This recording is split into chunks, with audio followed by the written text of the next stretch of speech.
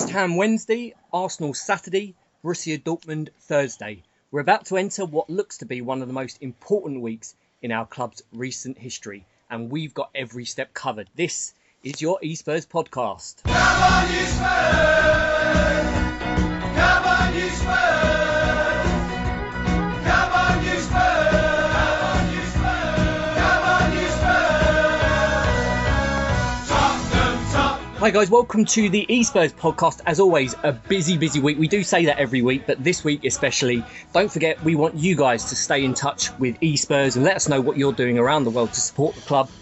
We want you to get involved with the show. So if you like what you hear, there's loads of ways to stay in touch with all things e-Spurs. We're on Twitter, of course, at e_Spurs. Also on Instagram, same handle. On Facebook, it's e-Spurs page, all one word. And you can, of course, follow us on Google Plus and YouTube. For all of the e-Spurs platforms, guys, just head to www.espurs, all one word, .blogspot.co.uk. Tonight on the e-Spurs podcast, we'll be talking about Fiorentina at home. We'll be covering the big win over Swansea City at the Lane at the weekend. How's your blood pressure after that one? And I'll be putting your questions to the panel on all things THFC. We'll also be giving you guys out there a chance to get your hands on another Spurs shirt in our latest competition, and we'll preview a huge week ahead as we make our last journey to Upton Park and we welcome the old enemy to the Lane. What a week to come. But before all of that, let's introduce the gang that make all of this possible. It's e-Spurs regulars Jason, John and Ricky. How you doing, fellas? Just recovered, mate. Just recovered. How's your blood pressure? Oh, I love it, mate. Honestly, I love it. It was just talking off air there, weren't we? And I love this pressure. It's much better than watching a mid-table team playing for nothing. Absolutely, mate. This is what we waited for, surely. Exactly. That's what I mean. We've been longing for something like this to happen at Tottenham for so long. And I understand, it does get on top a little bit, but I love it, mate. I hope it continues like this for the rest of the season, because just imagine the relief if we do end up winning it. Oh. And the celebration after. Amazing. I tell you what, Jace, I know during the week, many people out there have probably seen this, I'm sure, on Twitter. It's gone pretty much viral on Twitter. But there was a pretty special wedding out in Thailand at the weekend. Yeah, 1,400 guests at a wedding, and Spurs themed and Star Wars themed. And I mean, I've never seen a wedding like it. Absolutely astonishing. And I'm thinking now, if the party was like that for the wedding, what on earth is the party going to be like if we do win the league out here? It's amazing wedding, though. Brilliant. Amazing wedding. Brilliant videos, Jace. And guys out there listening, if you haven't seen it yet, check it out. You can check it out via Jason's Twitter, which is at e_Spurs Thailand, all one word. Loads of interest in the video because it was a huge wedding with loads of Spurs stuff all over the place. They really made an effort with it. Great to see all the Spurs fans out there flying the flag. Absolutely brilliant. Rick, how's the cupboard? Well, we're just surviving. What a mad weekend, and what a time to be a Spurs fan. I just don't know how I'm going to be able to contain myself for the next hour, but I shall try. Living the dream, and fingers crossed there's something very special at the end of it. But trying to compose ourselves, aren't we? Really, I don't know how we are going to, but such a fantastic time to be a Spurs fan. Like I said, living the dream, and something hopefully very special to come. Yeah, just talking off air there, Rick, about the Swansea game, about only just making it through that game by, our nails bitten to the quick. How are we going to make it through the next 11? Well, I honestly can't tell you. I spoke to John off air, and I was saying to John that if we've got 11 more games to come like that, they'll be carrying me out of White Hart Lane in a box. I don't know mentally, physically, how we're going to contain ourselves. We've got to go through games where it's going to be one goal in it towards the end and we're hanging on for dear life. But that's not to do with the performance. I thought, again, both games were absolutely superb.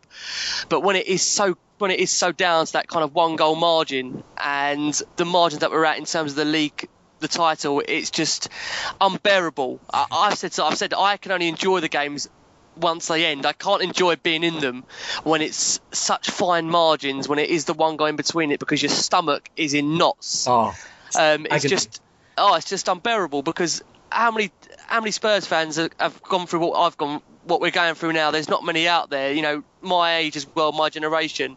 This is new to us. We're not used to this feeling of seeing our side have that capability to come back week upon week upon week and come from behind to win. And, you're almost terrified to want to try and tell yourselves that this is possible. But the pundits keep telling us But as Spurs fans, as what we've been put through over the years with Lasagna Gate and with missing out on the Champions League on the last day and with Chelsea pipping us with the Champions League spot, we always feel like there's some kind of curse on our football club. And even to the point where, this week we've had the change of Spursy now with the quote to say that it's no longer Spursy in terms of it being bad, it's to consistently and inevitably find a way to win. So we've even managed to change the kind of title as to what Spursy is, thanks to Poch. So listen, let's just enjoy it, and hopefully there's something, like I keep saying, very, very special to come at the end of this. Oh, mate, I really do hope so. I really hope so. It seems an age away, doesn't it? But 11 games, it's I can promise there'll be a grown man crying his eyes out if we do go on to win it. I don't know how I'm going to control myself. I mean, I said it never in my lifetime did I expect or envisage to be involved in what we are now. But people keep telling me that, older generations are telling me this is what it's like to be involved in a title race, and I hope this is what it's like to win it. But like you said, 11 cup finals to come, so fingers crossed. If we can win all of our games, I still believe that we will be champions, because I just don't see Leicester. I might be completely wrong. Leicester, the character they showed at the weekend to get that last minute goal, I mean, that again typifies the hallmark of champions. The same way Spurs coming from behind against a stubborn Swansea side, against a goalkeeper that was in inspired form, to still find 2 goals, to still find a way. The crowd were magnificent. Yeah. I think the coach alluded to the fact that, they could feel in the stadium that the Spurs fans were coming off the terrace to kind of support. There was just that calm reassurance that the goals were going to come. Keep calm. They were coming, and they did. So much to look forward to, so much to come. I don't know what more I can say. I tell you what, that clock doesn't ask, doesn't it, when you want it to? Indeed. But lads, listen, great show planned out for you tonight, guys, as always. And I'm really pleased to invite and welcome a new voice to the e-Spurs podcast this week. Welcome, Ian. How you doing? I'm doing very well, guys, and thank you very much for letting me come on. It's a real privilege for me to come on and talk with you guys about all things Spurs. Well, listen, mate, you're welcome. And I know we sort of chat during the week about Spurs in different at different times during the games, and know you're a massive Spurs fan. And just for everybody out there listening, just let us know, if you can, a bit about how you came to support Spurs, maybe your best moment as a Spurs supporter, and some of the pain you've been through as a Spurs fan, like the rest of us. Well, I'm of a certain vintage, 50 plus. So I'm a third of fourth generations of my family have supported the club. My grandfather, father and uncle lived in Tottenham, and I was first taken to White Hart Lane in 1969, and used to go to most home games with my family until about 1974. And then by that time, both my dad and my uncle had got a job that involved shift work, so we stopped going regularly. Although I did go sporadically up to about the late 70s, when as a teenager I started going more regularly myself. That lasted until about 1981, when I went to work for the Queen in Her Majesty's Forces for a year or so. That the Army and I decided that we weren't compatible, so I ended up coming back out and going back to the Spurs again. And then had a situation where my family and work and playing football came along, so I had a bit of a hiatus until sort of like 2008, when I started to go back regularly. And as I was saying before, I now go to most of the UK-based games if I can get a ticket. I think my greatest game had to be the FA Cup semi-final replay at Highbury. Managed to get my dad back out of his self-enforced retirement from going to Spurs, and that was a fantastic night at Highbury, beating Wolves 3-0 on the night and progressing to the final. And then I've had a few other good nights. I was at the Etihad in 2010. Ended up going down about 15 rows of seats to the bottom. And then, of course, the famous Inter Milan Taxi for Maicon game, that was something special. So, that's where I am now. I'm very fortunate to get to the away games. I've got a really good friend who drives me everywhere, so that's great. And my long-suffering wife is quite accommodating and allows me to go. So, I'm a very lucky man.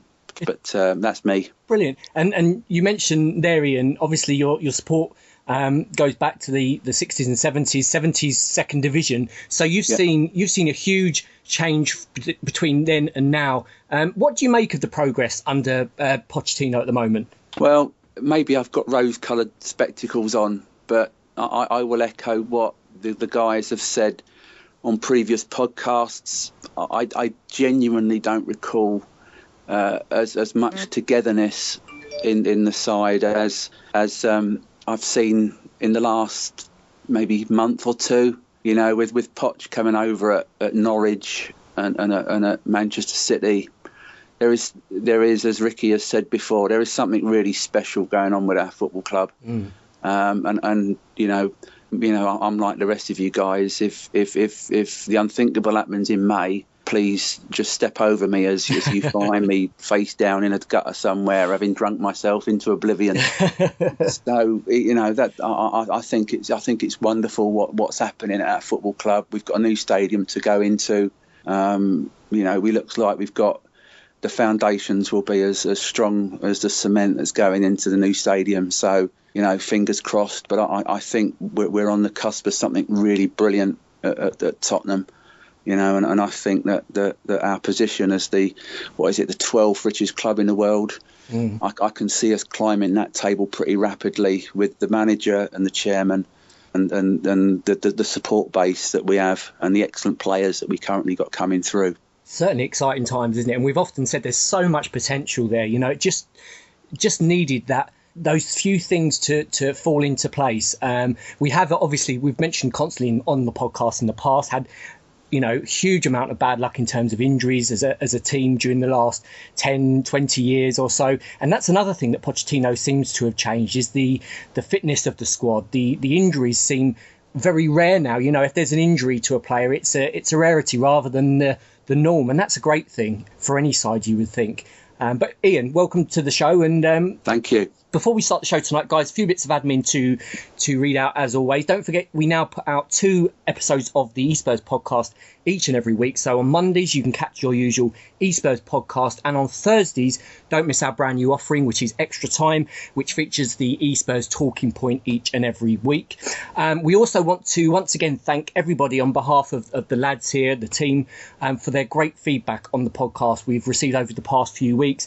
Loads and loads of comments coming into us via Twitter, Facebook, and we really do appreciate each and every one of those, and for you guys getting involved with the talking points and the questions that we put to the team each week. This is all about you guys, and we really do appreciate your contributions. Finally, the e-Spurs shirt giveaway is back. We're giving away a new shirt for the month of March.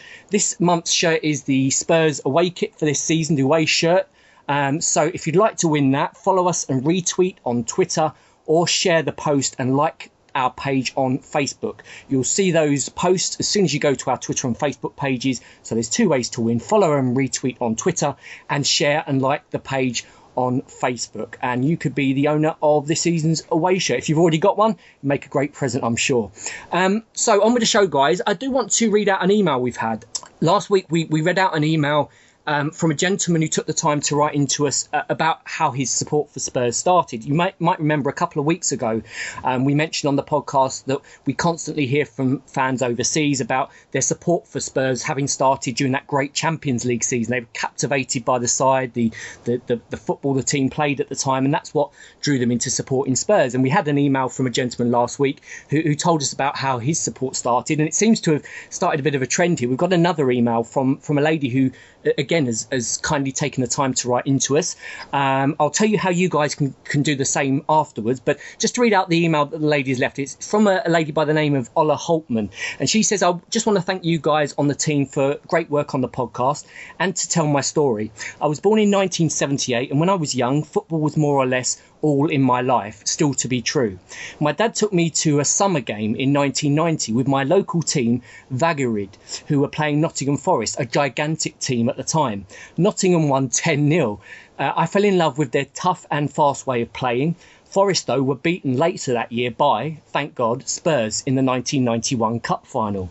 Tottenham's speed and technique totally blew me away. I was in love and still am. I have a friend in London by the name of Simon that I have regularly visited to watch the glorious Lily Whites. She says, come on you Spurs. Ola, thanks for writing in and letting us know. Great to hear, as always, your guys' support for Spurs around the world. And if you'd like to do the same as Ola, just drop us an email at e-spurs@live.co.uk. We'll try, as always, to read those out on the podcast. And for me, and I'm sure the lads will echo this, it's great. It's fantastic to hear about how you came to support Spurs around the world, and always makes us proud. So we welcome those coming into us. Thanks for leaving those guys. On with the podcast. So the Fiorentina game we'll start with from Thursday. A 3-0 win over Fiorentina. It was delicately balanced, of course, after the 1-1 in the first leg, but quite comfortable in the second leg, Jace. Although Fiorentina came needing that win, obviously needing to score on the night, it was more comfortable than some might have expected, wasn't it? Yeah, I thought they never really looked like they were going to score. And we just wore them down, didn't we? The intensity of the game, the way we press, the way we win the ball back. And I think, whilst their apparent game is based on that, they just couldn't live with the pace and the tenacity and the tempo that an English club would play at, and particularly that we play at. And it just, as the game got on, the game just got easier and easier for us. And it was no surprise in the end to win it by 3. And you kind of felt sorry for the infamous Viola Nation article that says, it's going to be so easy to beat pitiful Spurs. So that was a brilliant bit of journalism in that one. But no, it was a very comfortable win, and I thought it almost showed the benefits of having Europa League games, because it got rid of the Palace game out the system. Particularly with the Swansea game going a goal down, if we hadn't had that Europa game with a chance to get some fitness to some players and to lift everybody's spirits and that, it might have been a slightly different atmosphere at Swansea. But that just gave us the lift, and then when the draw came out and it was Dortmund, I think, everyone's buzzing, and there seems to be as many people anticipating the Dortmund game as there is even the Arsenal game at the weekend. So a really good night for us.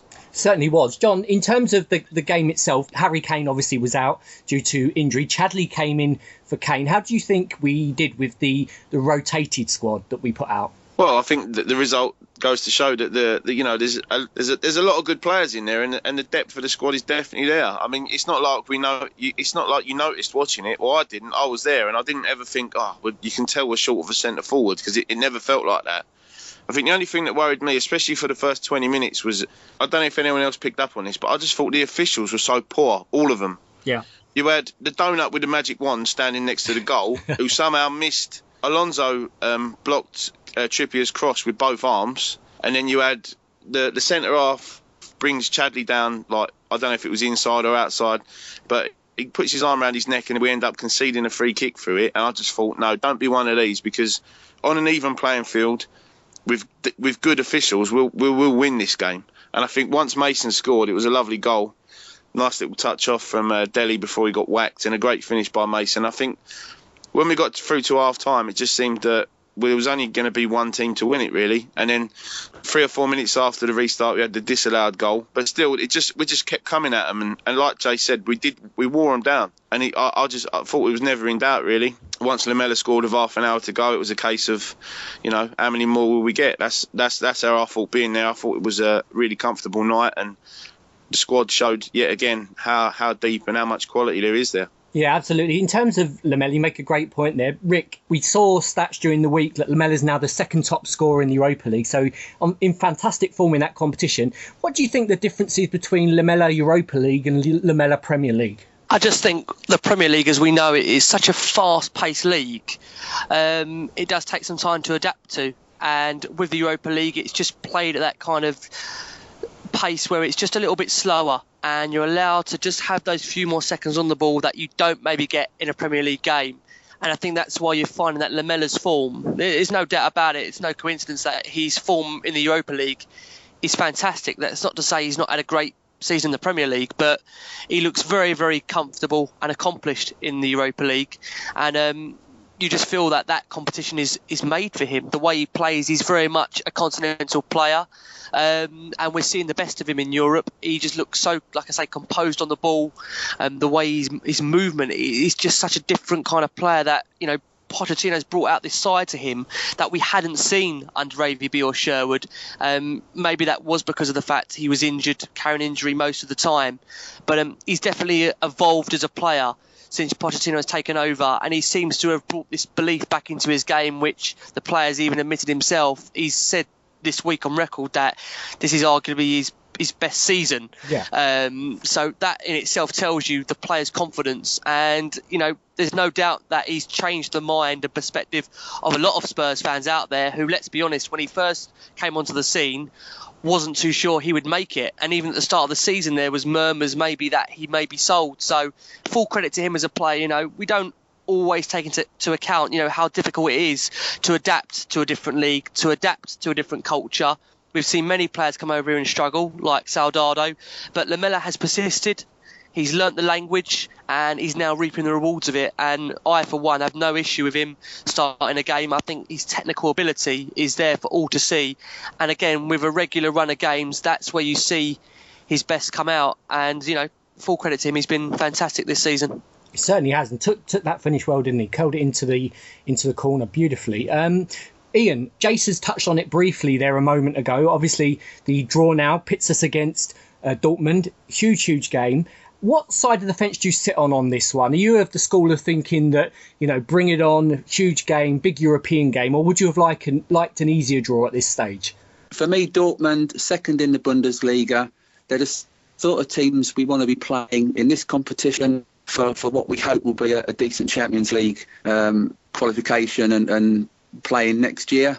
So for me, I was totally happy with the draw and can't wait for the games. Certainly going to be a tasty one, isn't it? Jace, how do you see this one? Would you have liked a bit of an easier draw at this stage, or would you have? Do you welcome these big nights? I absolutely love having it was a brilliant draw for me. I think obviously they're the outside of England. They're the favourites to win the competition. They're the most glamorous, perhaps, team we could have got. The only part I don't particularly look forward to is how many times we'll have Jurgen Klopp mentioned during the commentaries. But other than that, I think it's a brilliant draw. Everyone's looking forward to it. If we go through, everyone will be just on a high. And if we do get knocked out, it's not the type of game where everyone will sit there moaning and groaning about it. So it's the perfect draw. Of course, we faced them away in the first leg. John, in the second leg, we bring them back to the lane. How crucial could that be? I think it is important that we're at home again, second leg, like we was against Fiorentina. And I think it's just it's a case of, we'll see how we get on out there. But I mean, like Ian and Jace have just said, I was so excited. It was like when we drew AC Milan and Real Madrid in the knockouts of the Champions League last time. I was just so buzzing for this. It was the one I really, really wanted. And it's the one we've got. And I can't wait to, I'll be up ready on the online waiting room to get me tickets on Wednesday morning, and I'm really looking forward to it. It's like Ian's just said there, if we want to be taken seriously in Europe, then these are the kind of sides that we're going to have to pit our wits against, and I don't see any reason why we wouldn't come out on top. I really don't. I think it's one of them where, it's a tough game, and I think people just look at the name and think, I don't fancy that, but maybe people wanted Braga or someone else instead, but there's no point in being in Europe. I'd rather be playing against Dortmund than Karabag or Tromsø or Sheriff, you know what I mean? They're not, I wouldn't say they're pointless games, but they're not really any sort of, they're not a barometer of how well you're getting on. You can't really say, right, if we overcome Tromsø, then we know we're getting in the right direction or whatever, whereas with Dortmund, it's completely different. It really is another sort of Champions League level club, in my opinion. I mean, we've had Anderlecht, Monaco and Fiorentina so far, who have all competed in the Champions League a lot more often than we have. And we've come out on top against them all, so bring it on. I'm really, really excited for this. I can't wait for it. Great win over Fiorentina, on to Dortmund. And, of course, at the weekend, we had another huge game against Swansea. Rick, how's your nerves after that one? Well, I just about got them back, to be honest. It was what a frantic game. And it was, I have to firstly say, just on the game, it was a magnificent team performance. I think at 1-0, sometimes it kind of takes away the gloss of how well we played. but let's make no bones about it. 36 attempts on goal. I just want to go back just from the back. Lloris, I mean, how many times have we said this season, Hugo Lloris, save after save? And second minute into the game, Sigurdsson against his old club, it was written in the script he was going to score, and Lloris has somehow clawed it out. But it's just the fact that the power from Sigurdsson's shot, to manage to get that over the bar, I mean, there's very, very few goalkeepers that could save that. It's only after the game you come away and you realise, how crucial that save is. Bearing in mind we won the game 2-1. But how many times this season has Lloris done that? Palace away. You can name countless other, reel them off, Watford away. There's so many games where Lloris has played a part in every single game and got us over the line. But it just felt like a game, like the boys have said before we were on air, we never looked like losing it. Although we were 1 down, there was that calm, reassured belief inside White Hart Lane amongst the fans that no matter what happens, we will find a way to win.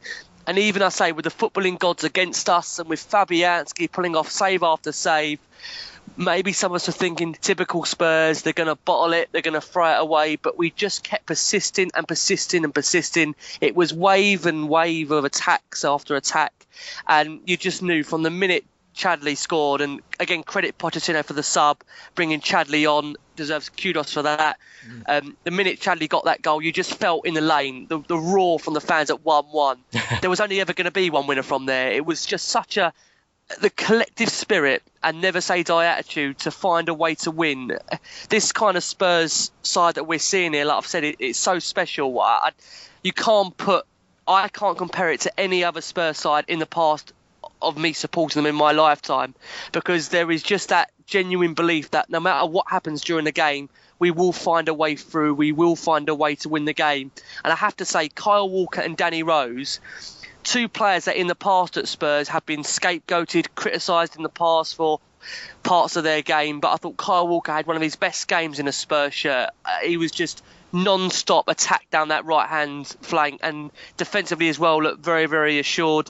Danny Rose, we have to maybe forget, Danny Rose before Pochettino turned up was close to being out the door, and I remember the day that Danny Rose was handed a new Spurs contract, the amount of abuse over social media that fans couldn't believe the fact Danny Rose had been given a new Spurs contract. We all couldn't believe it, me included, but it just shows the job Pochettino has done on Rose, that where he's taken him from, because arguably now you would say he's not only Tottenham's first choice fullback, but arguably left backs in the league, I'm sure he'd be up there on many coaches' list in terms of wanting to sign him, because not only can he defend but attacking going forward. That goal, I mean, how priceless could that goal be worth towards the end? It was such a great strike, and we go on with 11 cup finals left. Anything can happen, can't it? And the unthinkable is becoming thinkable. I don't know how we're going to make it. I tell you. I don't know. I just, again, I'd say the fans yesterday, it's just such a different attitude towards the fans, what we've seen in previous years, where there's that pressure on us to get a result, especially after Leicester winning yesterday now Sunday, with Leicester winning on the Saturday in the 90th minute. There was so much pressure on Spurs to kind of get a result, and the fact that we knew Arsenal were losing as well, it just topped it off, the fact that we won, they lost, and what a big 7 days to come. And I want to put on record that these 7 days for me personally as a Spurs fan, it doesn't get any bigger than this for me in terms of supporting this club. And it has echoes, I think we said off air as well, of 2010 when we faced Chelsea and Arsenal in the space of a couple of days in 2010 of that Champions League defining week where we got over the line and won both, and fingers crossed we can do the same coming up, because I think we're going to need the points. Leicester have been phenomenal this season, and they show no signs at the moment of tailing off. I think Kante's just got injured for them, which is obviously a big player for them, which hopefully will set them back. But I do think that Spurs, we're going to need to win the majority of our games left to stand a chance at, dare I say, winning it. So the form guide itself tells you how good we've been over the last 10 games. So I just keep saying it. It's all to play for, and it is still, I think, in our hands. If we win all of our games, we can do it. All right, go on, Rick. Back in your cupboard, mate. It's fantastic, isn't it? It's uncharted territory, shall we say, for most of us. So it's just incredible. Every week there seems different twists and turns and different scenarios. And I just wonder if maybe the Arsenal-Man United game taking place at the same time as our game on Sunday was a bit of a blessing because the players weren't able to know what was going on in that game. They weren't going into the game after Arsenal losing and knowing that a win for us could mean. So I just wonder if that helped. But it's just crazy. And every week there's different twists and turns. And Ian, I mean, Swansea we saw once again, didn't we? You could pretty much copy and paste every single away side's tactics at White Hart Lane this season. They turn up, put 11 men behind the ball, and we have to try and crack it. And that's exactly what happened again on Sunday. Oh, yeah, I saw that. Although, having said that, we've mentioned it already. You know, Lloris pulls off two world-class saves. So, Swansea had their chances. They were well organised. They tried to play an open game, but as their coach and some of the guys have already said this evening, it was relentless. It reminded me of, dare I say it, that, when Manchester United were in their pomp under Ferguson and used to watch those games at Old Trafford and they just used to steamroller clubs. No disrespect to Swansea or Watford, we steamrolled them. And I think that going back to the Arsenal game, I think it was quite interesting that when the score came up 2-0, it lifted the crowd, and I think that manifested itself to the pitch, and going on to the crowd, going back to the Fiorentina game, there was that famous bit for 10 or 15 minutes where the Park Lane and the Shelf side was singing backwards and forwards, and even me in the Paxton tried to get a song going, but I think we did all right, but nowhere near as good as the Paxton at the Park Lane. And I think that once that first goal went in from Chadley on Sunday and it lifted the pressure, I think that as collectively, you've got the boardroom, you've got the management and the management team and the players and the fans are all together. And I know you've mentioned it all on your various social media sites. And it was that togetherness. But I think we will have to break teams down. And I think that our running helps because we're playing those teams who won't do that. And I think that might help us. Teams like Man United, teams like Chelsea, Arsenal, West Ham, Liverpool, they'll all come out of, they'll all want to play their game, and that will help us. Teams that Leicester have, who are fighting for their lives, but I think we've got enough in this team and enough fitness and enough about us to get behind them like we've done with Trippier and the two fullbacks. So I'm quietly confident.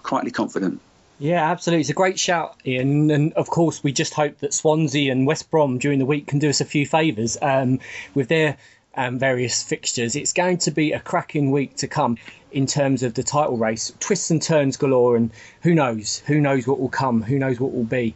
As always, guys, we've got your questions. Thanks again for sending in your questions for the lads on the podcast. Each and every week we put out on our Twitter, on our Facebook, for you guys to get in touch with your questions, anything Spurs related.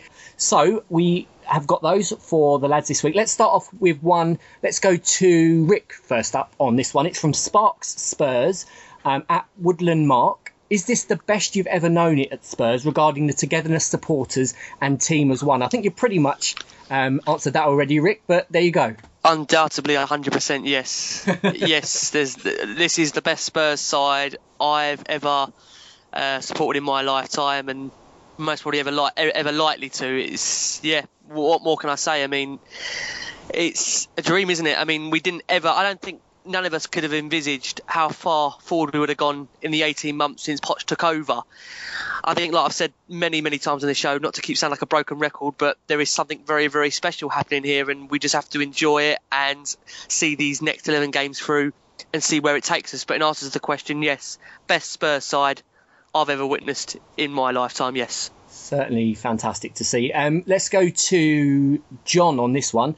John from Ozspur Dan at Capetta Daniel. He says, Aussie listener here, we are a good unit, strong and resilient, and have been grinding out results. But what is our team's biggest weakness? That is a good question. I think, do you know what? I don't really think we know the answer to that yet, because pretty much, we had that run of draws after we lost on the opening day, and everyone was saying, we've got no cutting edge, and Harry wasn't doing it, and what the rest of it. But I don't really know the answer to that question, to tell you the truth. I think, every question that's been asked, especially recently, has been answered emphatically. And I think maybe if Harry Kane was to have been out for longer, maybe if he didn't have a broken nose and he had a broken something else, maybe we would have found out, although I think Chadley's got like 6 in 10 or something like that. He's and he seems to be like the second choice striker now and not Son, or we've not seen Shaw and Harrison get anywhere near the pitch yet. So maybe it will be something that we can't control, and it will probably be injuries or suspensions as the season goes by.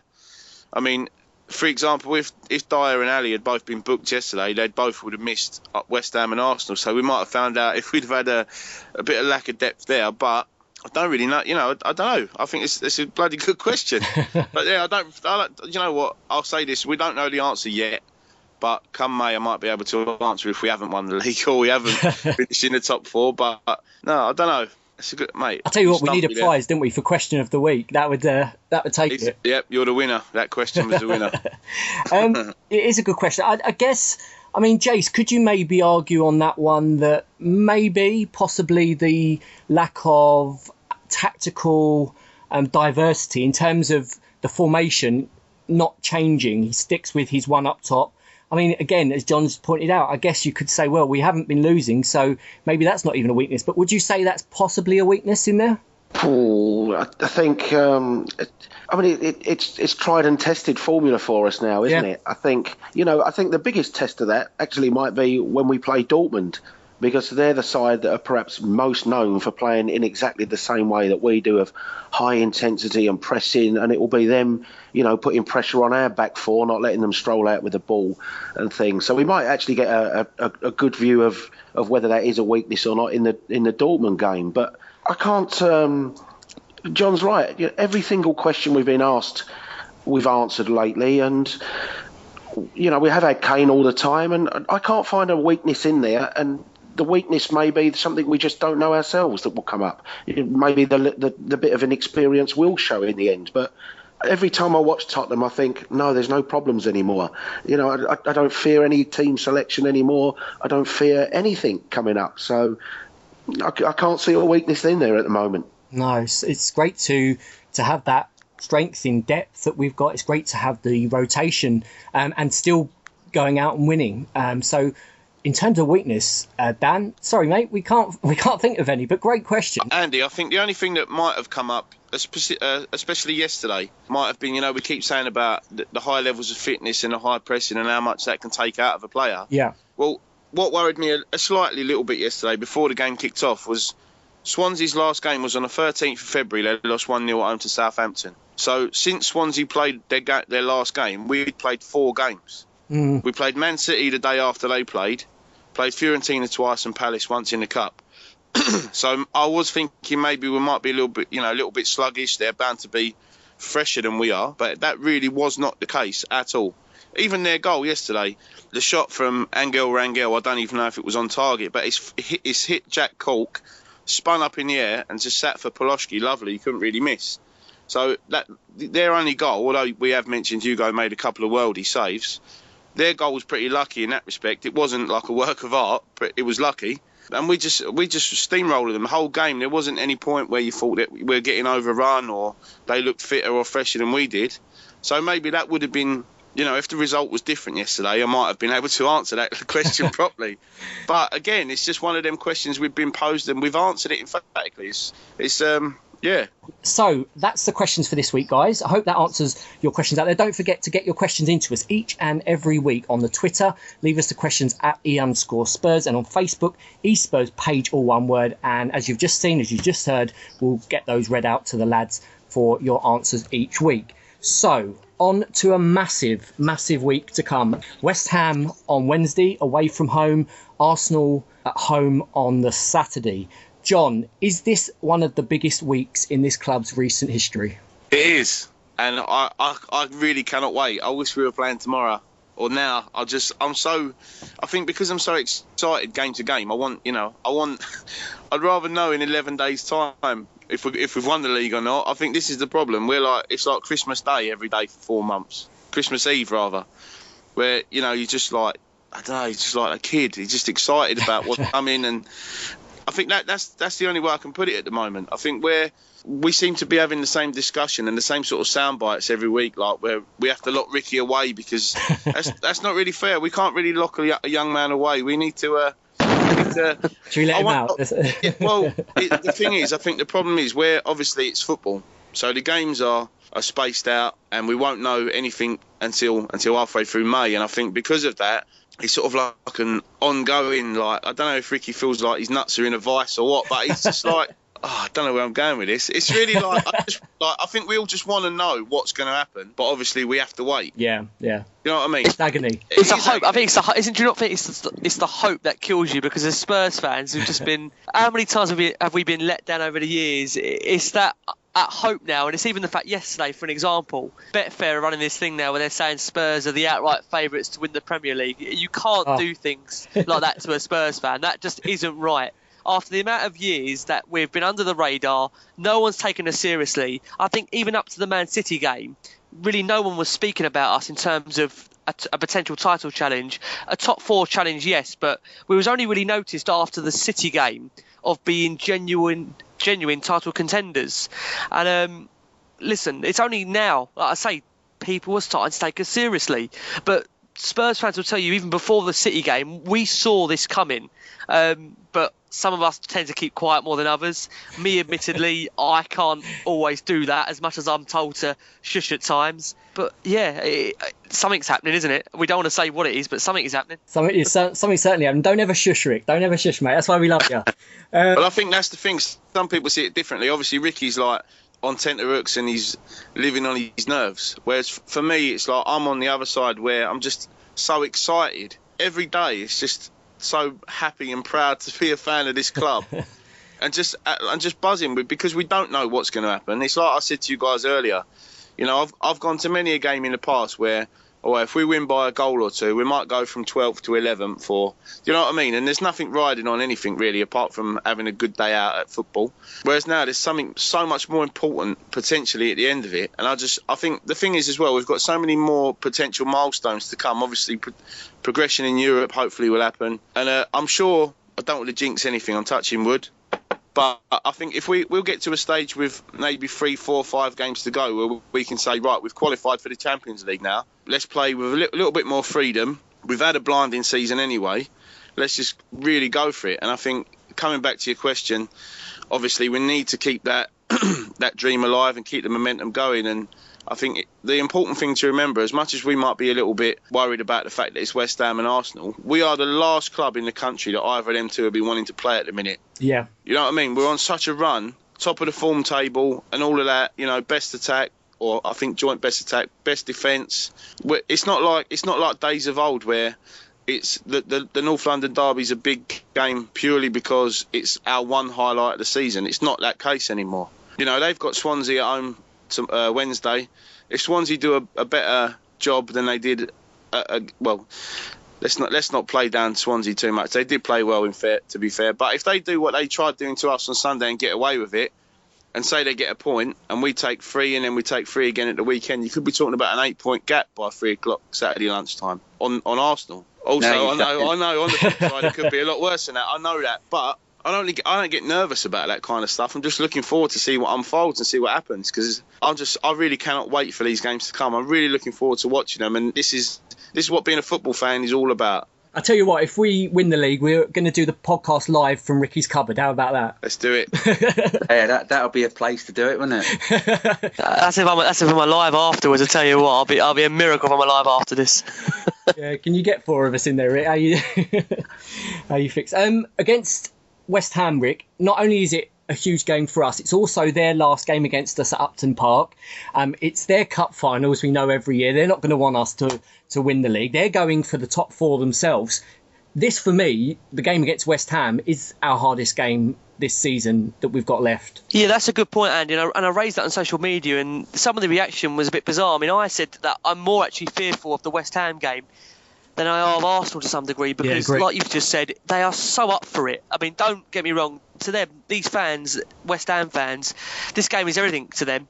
And like you've rightly said, I mean, they're not too far off our tails. You know, I thought you look at the league, I'm so content. I mean, in terms of looking up, that you look behind you and they're not too far behind. You know, when they won on Saturday, they overtook Man United into 5th, and you suddenly look at the gap before we played and you think, well, hold on a second, I mean, they're not too far off us. So we have to take that into consideration, and they're not a bad side. You know, they have evolved since Allardyce has left and Bilic has come in, and they do play with such free-flying players. You know, Payet, I mean, we didn't have to face him at the lane, so we've got that kind of player to look forward to playing against, and it's going to be a very, very tough, intimidating atmosphere. But again, what holds us in confidence is, I'll say it again, that we've not lost on the road since the opening day in the Premier League. So again, I'll say, listen, nothing for us to fear. And it does seem to be the case that Spurs are taking each game as it comes. It seems like he's already made his mind up that when he picked Rose and Walker on the Sunday, that he's already going to play Trippier and Davis on Wednesday. So he's going to rotate the fullbacks again. But apart from that, I expect him to go very, very strong. And what I did like about it, I'll say on the Sunday's game, is that he could have easily decided to be quite, stubborn, and maybe not go all out attack and put Bentaleb or put Mason in the middle. But he thought, no, do you know what? Stuff it. I'm going to play Lamela and I'm going to play Son. Because you haven't seen him this season that often do that and just leave Dyer as our real main defensive midfielder in the absence of Dembele. But it worked, and you saw the amount of shots we had on the Sunday. I hope he goes and does the same thing, you know, against West Ham, but he might be a little bit more cautious to play more of a defensive midfielder in there, maybe like a Mason or like a Bentaleb to hold the play up. But I'll keep saying it, that we should not be going into any game now with any fear. You know, like the boys have just said, teams will be fearing playing us. It's the other way around now. No one wants to play Spurs, and I think the players, the confidence they have at the moment, they will not be going into any game fearing it. And again, I say it, you know, this team has done above and beyond our expectations so far this season. So let's go there and let's go to win. Yeah, absolutely. And I think, as we've mentioned, this is the telling week, isn't it, in the title race for many, many reasons. The midweek game is, if anything, a good thing, because we'll know a lot more by the end of the week, by the weekend. And of course, Ian, on Saturday, we have the old enemy coming to the Lane. North London derby is always huge. Is this the biggest since 91? I think I'd have to say yes, considering where we are respectively in the league. But I think that, you know, going back to last year, if I recall correctly, we steamrolled them in the second half again. Yeah. And I know the crowd will be fully up for it. And having listened to what Poch and the players have said, I reckon if we can maintain our intensity for as long as possible, I think we get a win. But it's a massive game, and I think the winner of the game on the weekend go on to win the league. So, you know, no pressure there then. Is that telling for you, is it? Yeah, I think it is. I think that also we get a win against them, and after their defeat against Manchester United, I hope that they crumble. You know, like they often do. I think it was telling what Ian Wright said on Match of the Day the other night, where he said that there doesn't seem to be any leaders on the pitch. They don't play with any thought or heart, and I'd just like us to put that final nail in that particular coffin, and we can let them slowly drop off. But we need, you know, it's a given. But the next two games are key for us, and we definitely need the 3 points against the Arsenal. We definitely need it, just so that, you know, we go into the end of March, beginning of April, having put some distance between us. It's crucial 2 games, Jace. What do you think is the minimum amount of points we need to come out of this week with? I think I'd be comfortable enough if we took 4 from the games. 6 will be over the moon with, but I think 4 would be okay. Even if then Leicester win both their games and we take 4 points, I think is okay. What we certainly don't want to be is lose one of the 2 games or get a lose and a draw or something like that. And I think the West Ham game, as you said, for me is their hardest game left. That doesn't mean to say I don't think we've got hard ones beyond that, but they will be well up for it. I think the 4-1 game at White Hart Lane, Bilic will have said to them, that was our worst day by far, and they will almost demand, a response to that game. And I think the combination of the two games, I think we'll have to be defensively at our best at West Ham, and we'll have to put a hell of a lot into that game. And I kind of wish the Arsenal game was 4 o'clock on the Sunday rather than the lunchtime kickoff on the Saturday, because I think our fixture will take a lot more physical effort than perhaps the Arsenal game, who've got, I think, Swansea, haven't they, Wednesday night? Yeah. So, and if we, fingers crossed it doesn't happen, but if the West Ham one went wrong for us, then it puts that little bit more pressure on us to instantly respond to the second game. But I think we'll take, my feeling is we'll take 4 points from it, and I can see us getting the point at West Ham, and I'm actually not overly worried about the Arsenal game at all. I think for the first time ever, I think at a home game, I'm really confident that we'll pick up the 3 points from that. As I say, my one worry is the West Ham game. Yeah, I share your optimism, Jace, on that one. I can see us beating Arsenal. For my sins, some of you may know I edit an Arsenal podcast as part of what I do for the e-media group, and I tell you what, they're not happy. They're not a happy bunch with their team at the moment, and their manager. When are they? I'm sure many of you will be saying, but they're not happy. So I would say it's a great time to face them in a North London derby. Mertesacker, we know, got slated in recent games for his speed. Their goalkeeper Peter Cech has let in a couple. Great goalie on his day, but he's conceding. So let's see. It's going to be interesting. Walcott was another one who got slated, didn't he, on at the weekend on Sky? So they're not going into it in good form. But maybe a wounded animal is the worst type of animal you can face. Who knows? Let's hope not. And let's hope that we finish this week with a great win and a great couple of wins.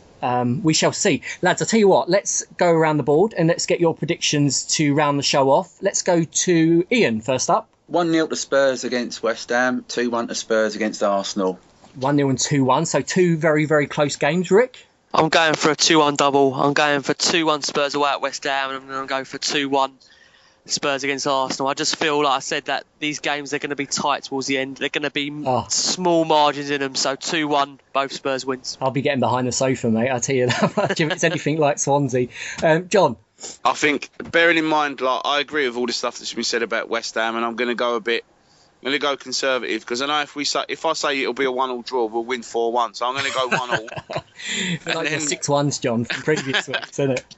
Listen, mate, honestly, it could have been 6-1 yesterday. I'm telling you, it should have been as well. Right, and for Arsenal, I'm going to go for a 3-1 home win. 3-1 again. Wouldn't that be lovely? And a repeat of 91. We said it's the biggest since 91. Be nice to repeat that. And Jace? I'm going for a high scorer draw at West Ham, because I think both sides will just go hell for leather, because I think West Ham, if they do want to get in the top four, they've almost got a free hit at the game, because there's no problem if they lose it, but they've got to win it if they do want to chase the top four. So I think they'll go all guns blazing. So I'll go 2-2 at West Ham, and I'll go 2-1 against Arsenal. 2-2 and 2-1. So goals in all the games, and what a week to come. I'm going to make a prediction here. If we beat West Ham, I'm going to predict that we win the league.